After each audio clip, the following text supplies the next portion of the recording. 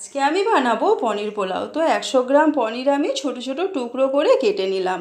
কড়াইতে দিয়ে দিলাম 1 টেবিল চামচ রিফাইন্ড অয়েল, দিয়ে দিচ্ছি পনিরগুলোকে আমি একটু লাল লাল করে ভেজে নিলাম।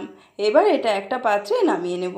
ওই তেলের ওপর দিয়ে দিচ্ছি ঘি, দিয়ে দিচ্ছি জয়িত্রী, এলাচ, দারচিনি, লবঙ্গ, তেজপাতা। কয়েক সেকেন্ড পর দিয়ে দিলাম কাজু বাদাম একটু ভেজে নিয়ে দিয়ে দিলাম কিশমিশ।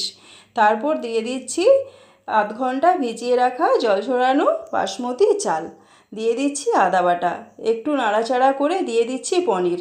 আরও কিছুক্ষণ নেড়াচাড়া করে নিয়ে ওর ওপর দিয়ে দিচ্ছি 2 বাটি জল।